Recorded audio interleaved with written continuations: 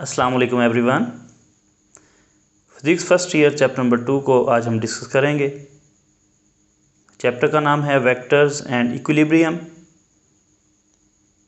सबसे पहले हम देखेंगे बेसिक कॉन्सेप्ट्स ऑफ वेक्टर। तो आए उसको डिफ़ाइन करते हैं कि वेक्टर क्या चीज़ है।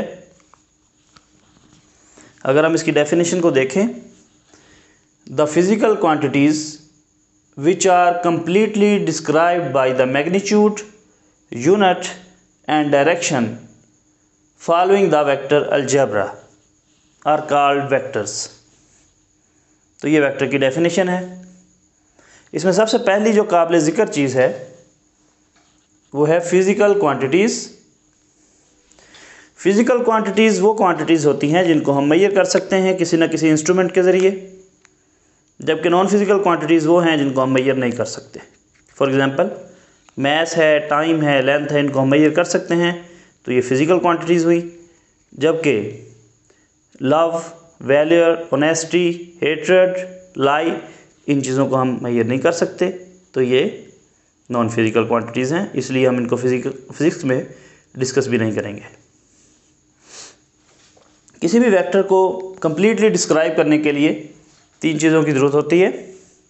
सबसे पहले नंबर पे मैग्नीट्यूड, दूसरे नंबर पे यूनिट और तीसरे नंबर पे डायरेक्शन। एक कार है, उसकी वेलोसिटी है 120 मीटर पर सेकंड। तो इसमें 120 उसकी मैग्नीट्यूड है और मीटर पर सेकंड उसका यूनिट है। जबकि वो नॉर्थ की तरफ जा रहा है या साउथ की तरफ जा रहा है, वो उसकी डायरेक्शन है, जिस भी सिमत वो जा रहा है। इस बारे में एक बहुत अहम बात याद रखिएगा, ये तीनों चीज़ें होते हुए भी कुछ क्वांटिटीज़ वेक्टर नहीं होते, क्योंकि वो वेक्टर अलजबरा को फॉलो नहीं करते। वेक्टर अलजबरा फॉलो करना बहुत ज़रूरी है। वेक्टर अलजबरा आम अलजबरा से हट के कुछ रूल्स पर मुश्तमिल अलजबरा है, जिसमें वेक्टर एडिशन, वेक्टर सब्सट्रैक्शन और वेक्टर मल्टीप्लिकेशन और बाकी कुछ रूल्स हैं। इनकी एग्जांपल हम देखते हैं। सबसे पहले वेलोसिटी है, एक्सेलरेशन है, फोर्स है। फिज़िकल क्वांटिटीज़ की दूसरी टाइप स्केलर्स हैं। इनको डिफ़ाइन करते हैं। The physical quantities which are completely described by magnitude and unit are called scalars. तो स्केलर्स को डिफ़ाइन करने के लिए, डिस्क्राइब करने के लिए सिर्फ दो चीज़ों की ज़रूरत होती है, एक मैग्नीट्यूड और एक यूनिट, यानी उनकी डायरेक्शन नहीं होती। इसकी एग्जांपल स्पीड हो सकती है, डिस्टेंस हो सकती है, एरिया इसकी एग्जांपल है।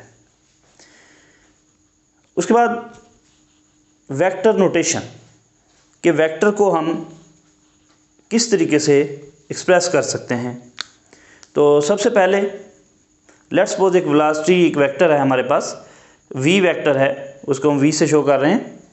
तो उसको या तो हम उसके ऊपर एक एरो लगाएंगे या हम उसके नीचे एरो लगाएंगे। यह भी एक तरीका है वेक्टर्स को शो करने का। और उसके अलावा तीसरा तरीका है कि आप उसके ऊपर एक लाइन लगा दें, और चौथा तरीका यह है कि आप उसके नीचे एक लाइन लगा दें। तो ये चारों तरीके वेक्टर को नोटेशन करने के लिए यूज़ हो सकते हैं। बुक्स के अंदर आपको वेक्टर के ऊपर एरो नहीं मिलेगा, बल्कि वेक्टर को उन्होंने बोल्ड किया होगा। जिस तरह यहाँ पर v को मैंने बोल्ड किया हुआ है, उन्होंने उस लफ्ज़ को मोटा करके लिखा होगा, मोटी मार्कर से बोल्ड किया होगा।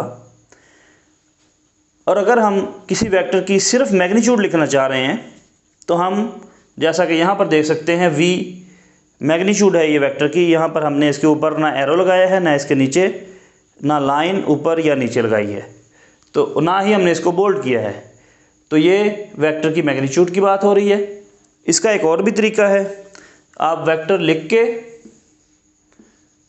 उसके साथ मैग्नीट्यूड का साइन ये वाला डाल सकते हैं। इसका मतलब भी यही है कि वेक्टर की मैग्नीट्यूड की बात की जा रही है। ग्राफिकल रिप्रेजेंटेशन की बात अगर करें, तो वेक्टर को ग्राफिकली हम एक एरो से शो करते हैं। उसके अंदर दो चीज़ें होती हैं, एक एरो हेड होता है और एक लाइन सेगमेंट होता है। फॉर एग्ज़ाम्पल ये एक वेक्टर हमने शो किया है, इसके अंदर आपको दो चीज़ें नज़र आ रही हैं, एक इसकी लाइन सेगमेंट है यहाँ से यहाँ तक और आगे इसके एरो हेड लगा हुआ है। ये जो एरो हेड है ये आपको डायरेक्शन बता रहा है उस वेक्टर की, जबकि ये जो लाइन सेगमेंट की लेंथ है यहाँ से यहाँ तक ये आपको according to the given scale, जो भी स्केल आपने लिया है, फॉर एग्जांपल स्केल के अंदर आपने 1 सेंटीमीटर को 1 किलोमीटर के इक्वल लिया है या 10 किलोमीटर के इक्वल लिया है या 100 किलोमीटर के इक्वल लिया है, उस स्केल के अकॉर्डिंग इसकी मैग्नीट्यूड होगी। तो उस लाइन सेगमेंट की जो लेंथ होगी वो उस स्केल के अकॉर्डिंग उस वेक्टर की मैग्नीट्यूड होगी। नेक्स्ट हम रेक्टेंगुलर कोऑर्डिनेट सिस्टम की बात करेंगे। तो रेक्टेंगुलर कोऑर्डिनेट सिस्टम क्या होता है, यहाँ पर देखें, two lines drawn at right angle are called rectangular coordinate system. For example यहाँ पे आप देख सकते हैं कि ये दो लाइंस हैं, इनको एक दूसरे के साथ 90 का एंगल बनाकर ड्रा किया गया है, इसको हम राइट एंगल कहते हैं। इसके अंदर जहाँ पे ये पॉइंट ऑफ इंटरसेक्शन है, जहाँ पे ये दोनों लाइनें एक दूसरे को कट कर रही हैं, उसको हम ओ से शो करते हैं यानी ओरिजिन, जबकि जो हॉरिजॉन्टल लाइन होती है उसको हम एक्स एक्सिस से शो करते हैं और जो वर्टिकल लाइन होती है उसको हम वाई एक्सिस कहते हैं। तो यहाँ पर ओरिजिन की डेफिनेशन देख लें, point of intersection of axis is called origin. जहाँ पर दो एक्सिस एक दूसरे को इंटरसेक्ट करते हैं उनको हम ओरिजिन कहते हैं।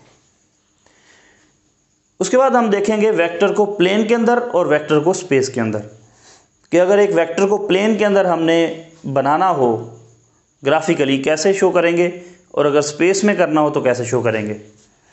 तो यहाँ पर देखिएगा वेक्टर इन प्लेन, यहाँ पर ये एक वेक्टर है, इसको हमने प्लेन के अंदर शो किया हुआ है।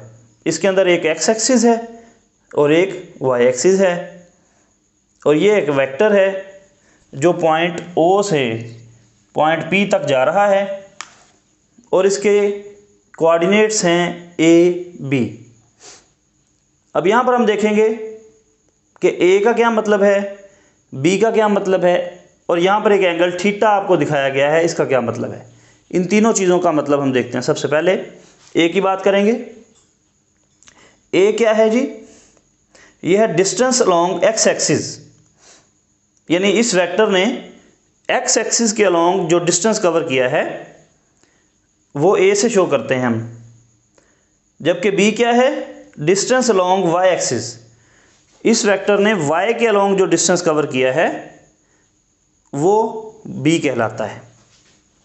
फॉर एग्जाम्पल अगर हम इसको यहाँ पर नीचे ड्रा करें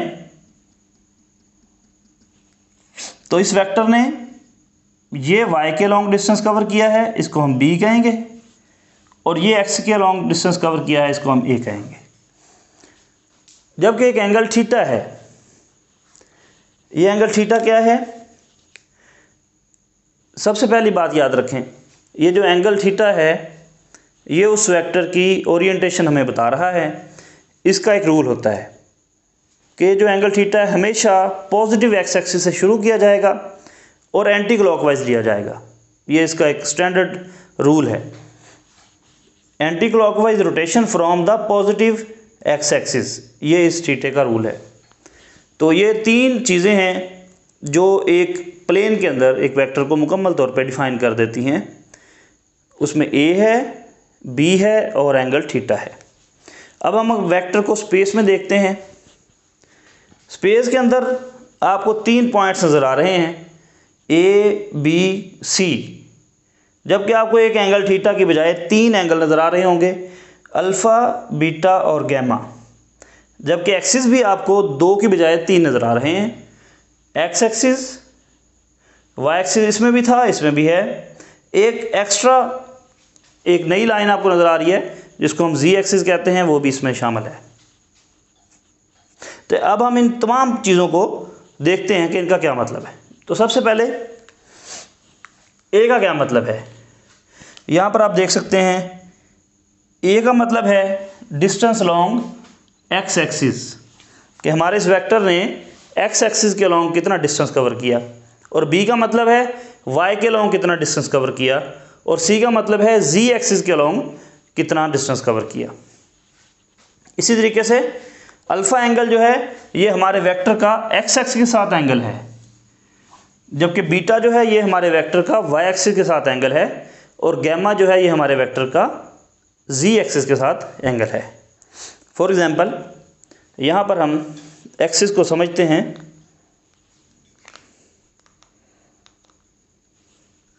अगर इसको यहाँ से देखें तो ये हमारे पास एक्स एक्सिस है, ये एक्स एक्सिस है, और ये वाई एक्सिस है, और जी एक्सिस जो है ऐसे बनाया गया है।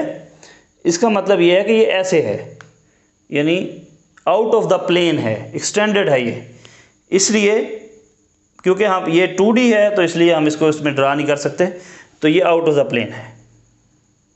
तो यहाँ पर हमारा जो वेक्टर होगा उसका इसके साथ भी एंगल बनेगा, इसके साथ भी एंगल बनेगा, और इसके साथ भी एंगल बनेगा। यहाँ पर अगर देखें तो ये जो ग्रीन कलर में आपको नज़र आ रहा है, ये लेट्स सपोज हमारा वेक्टर है, इसका एक्स एक्सिस के साथ जो एंगल बनेगा वो अल्फ़ा होगा, वाई एक्सिस के साथ जो एंगल बनेगा वो बीटा होगा, और जी एक्सिस के साथ जो एंगल बनेगा वो गैमा होगा। तो इस तरीके से हमारा जो वेक्टर होगा स्पेस के अंदर 6 चीज़ों से मुकम्मल तौर पर डिफ़ाइन किया जा सकता है। 3 पॉइंट्स हैं, जबकि 3 एंगल्स हैं, जबकि प्लेन के अंदर सिर्फ 2 पॉइंट्स और एक थीटा की ज़रूरत होती है, एक एंगल की ज़रूरत होती है। और यहाँ पर एक चीज़ काबिल ज़िक्र है कि इसमें एंटी क्लॉकवाइज रोटेशन का एंगल के लिए कोई रूल नहीं है।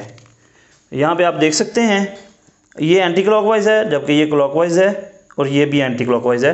तो मतलब इसमें एंटी क्लॉकवाइज या क्लॉकवाइज का जो है वो कोई रूल नहीं होता।